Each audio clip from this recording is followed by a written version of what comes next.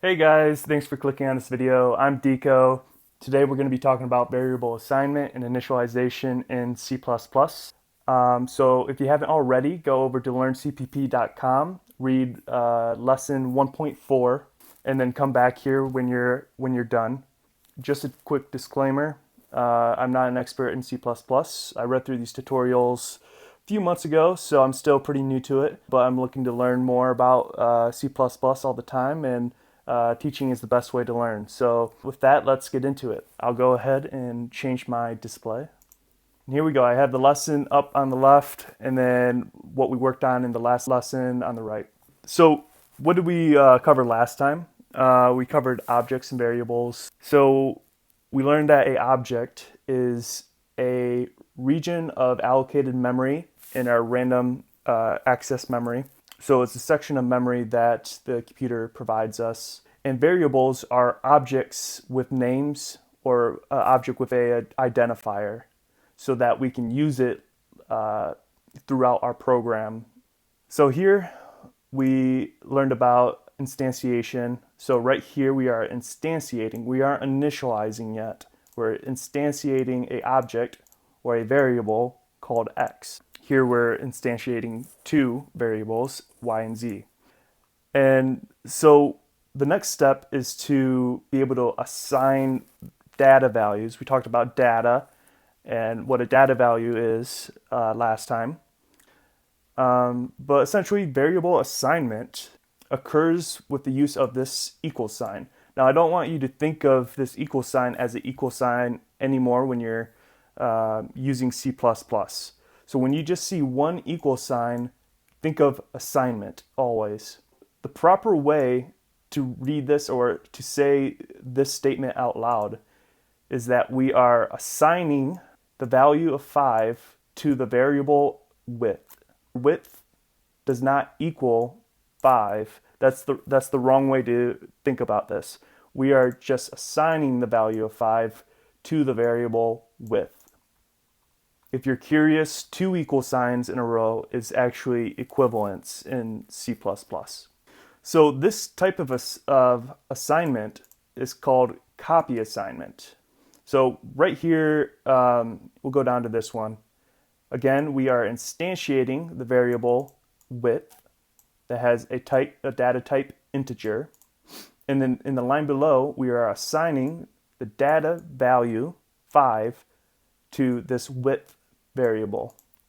And so what this does is essentially copies this value into this variable. And remember in the last lesson, we talked about this variable is an object that has a allocated region of memory. So this 5 essentially is copied into that memory address behind the scenes. So that's abstracted away for us. All we have to worry about is this variable that we named and then what we want to assign it. But this is a copy. So when we print it out, it'll print 5. And the cool thing about assignment now is that we can reassign variables. So we can assign it 7, and now the width will be 7. So we can update values as the program runs, which is obviously very, very useful. We can manipulate that data like we talked about. And we come to this warning, which I've already kind of mentioned, that this is the assignment operator. So don't think of it as an equal sign, it's an assignment operator. The equality operator is the equal sign in C++. All right, so variable initialization.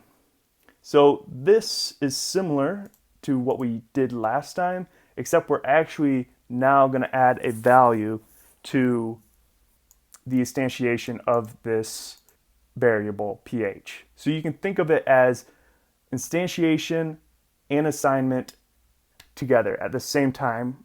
That is initialization of a variable. So here we can go ahead and just add these two brackets. This is one way to do it. We'll talk about all the ways to initialize variables in just a second. But the neutral pH is 7. And this is a double, so we'll do 7.0. And there you have it. So we have now initialized a variable. So this pH now has a value of 7.0 whenever we access it in the future. Now remember, we can use the copy assignment later on in this program that will give us the opportunity to change this 7.0 to whatever value we calculate from this pH function. So let's see here. The process of specifying an initial value for an object is called initialization.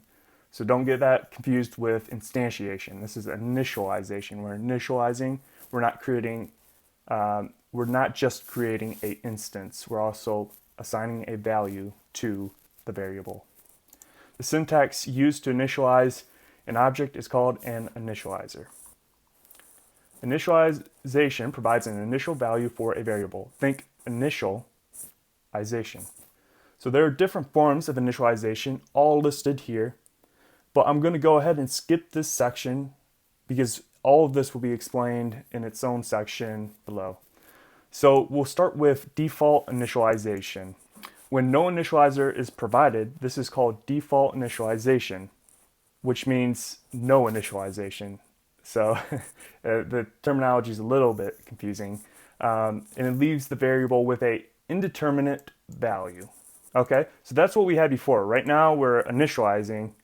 This is technically default initialization, when you don't provide a value when you instantiate the variable. Now, I think this is actually just a good time just to introduce you to the idea of undefined behavior. And it's exactly as it sounds. Undefined behavior is when your program has undefined behavior. You, the programmer, don't know what the value of a variable or variables will be because you haven't explicitly defined that behavior.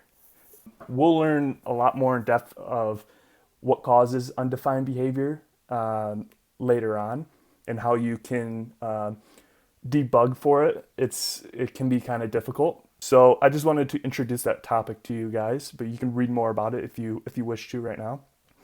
But yeah, that is default initialization, no initialization, essentially.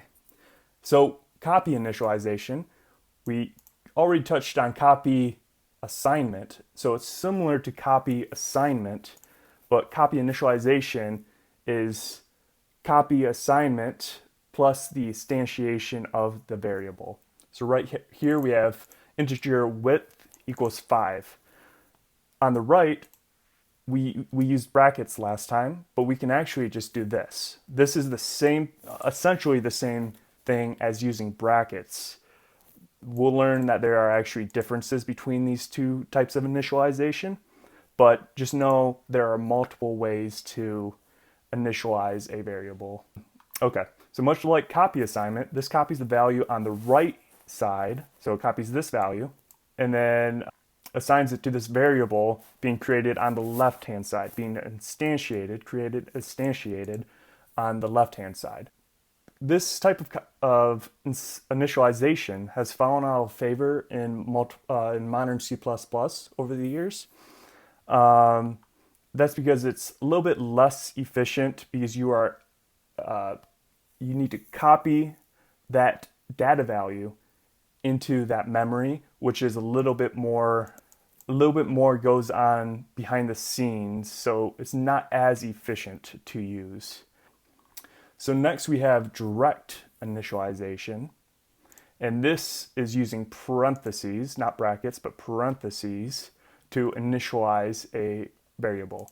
So we can do the same thing over on the right. We can initialize pH that way with brackets. Now let's see here. Just like copy initialization, direct initialization has also fallen out of favor in modern C++, being superseded by list initialization, which we'll talk about in just a second.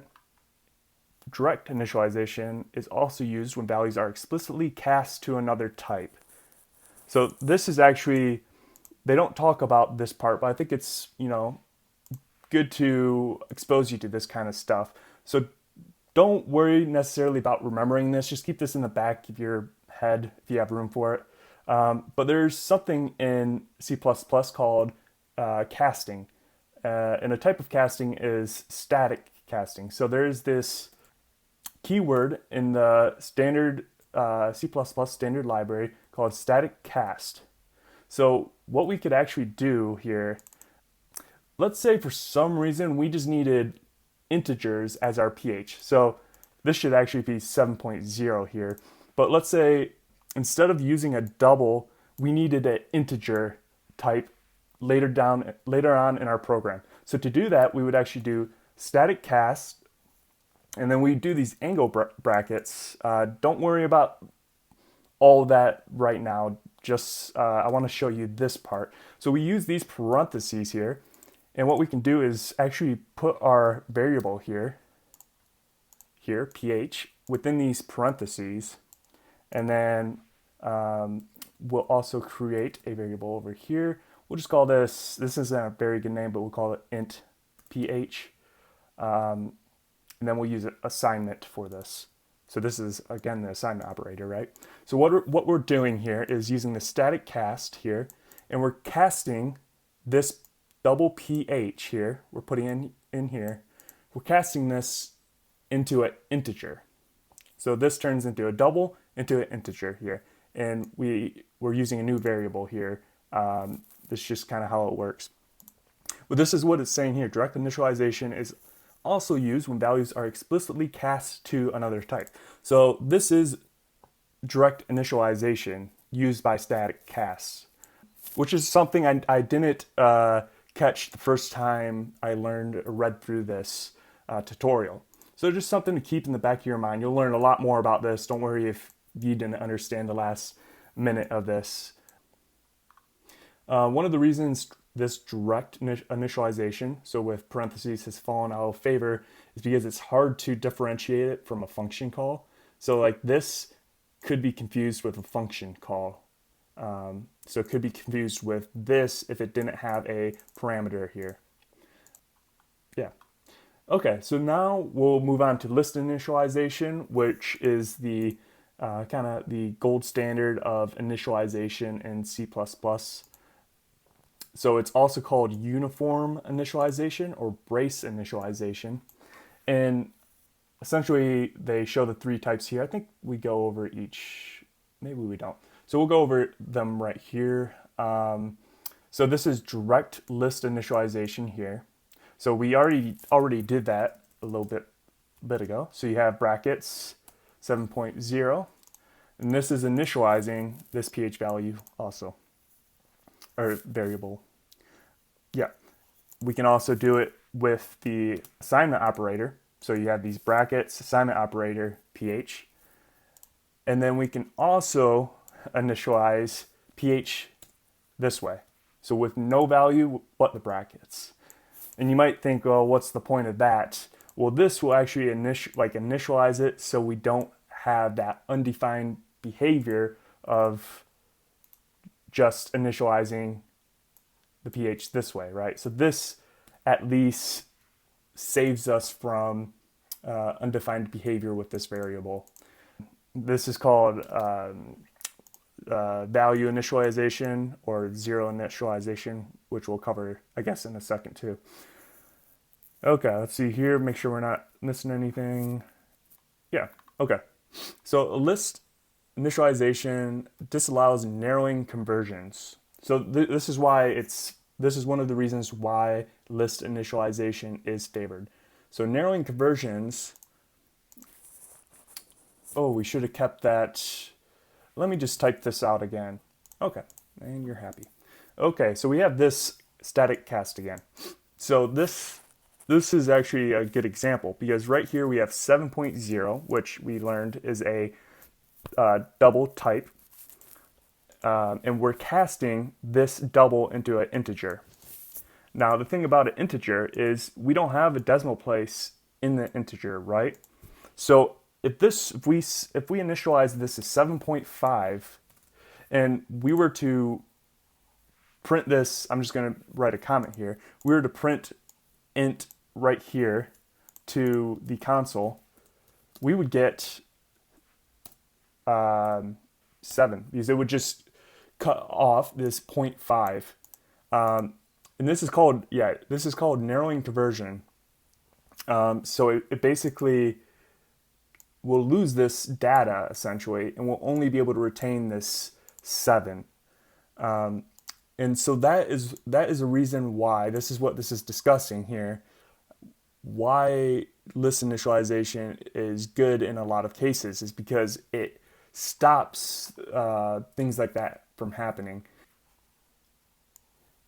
If we try to do this right here, so we have 7.5 and our data type is int, this will not be allowed because we're using, look at that.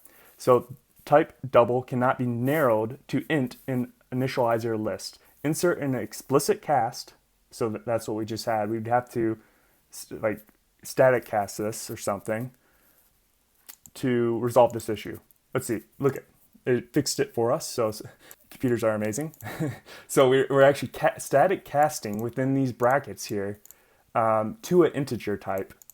So there you have it. That's what you would have to do if you did list initialization. So that's pretty neat. It helps us a lot because it helps catch things like that. Let's see here. Now note it is okay to copy assign this. So even though this is an integer, we can copy assign a double to that variable still. Whereas this line would cause a compiler error. Okay. So best practice, prefer direct list initialization for initializing your variables. And this just says that founders also recommend this. Okay, so now we'll talk about value initialization and zero initialization. I told you that it's more this subject is more complex than you would ever think. But this, we already kind of talked about this. This is value initialization. So zero initialization to a value of 0. When should I initialize with brackets 0 versus just brackets? So this is kind of the rule of thumb. Use explicit initialization value if you are actually using that value. So if we were using let's turn this back into a double, and then 2 brackets, boom. If we were actually using a pH of, well, we're not actually going to use this 0 in our calculations at all, right? We don't want the pH to necessarily start at 0. We want the pH to, if anything, start at 7.0 because that's like a neutral pH, right? So we wouldn't necessarily want that. It would actually be better in this program to just initialize it without that temporary value. Now, it really doesn't matter all that much. It's just a rule of thumb that you can follow, but you don't necessarily have to. Okay, and then best practice, essentially this is just saying initialize your variables upon creation. So last time we did this, but it's better to just have the brackets so we avoid that undefined behavior, okay? Again, we talked about this last time, initializing multiple variables, and that we don't recommend that you actually do this. Just use one line per variable. But if you're interested, you can read through this. Now, this could be helpful as you're learning. Unused initialized variables will give you warnings. Your compiler will give you warnings. So if we had if we had like a liters variable, and we didn't use this term anywhere in our program, it would give us an error. And so it's better just to not add that, or you can just comment it out while you're not using it. But it gives you another option below here, I believe. We have the double square brackets, maybe unused. That was provided if you're using C++ 17 or above. But essentially, you can just add what is it? It's an attribute. It's considered an attribute in C++. But you can add this before the data type, and essentially it will disable that compiler error or warning. So it could be useful. while you're learning and have these variables that you necessarily aren't using at the time. And essentially, that's it. That's assignment and initialization. Just kind of a quick overview. And the more you use it, the more you'll understand this. But just know that list initialization or brace initialization with these curly brackets is the preferred way because it will prevent that narrowing conversion and prevent undefined behavior. So go ahead and go through this quiz. And that's all I have for you guys today. So thank you for watching this video. I hope to see you guys again. Peace.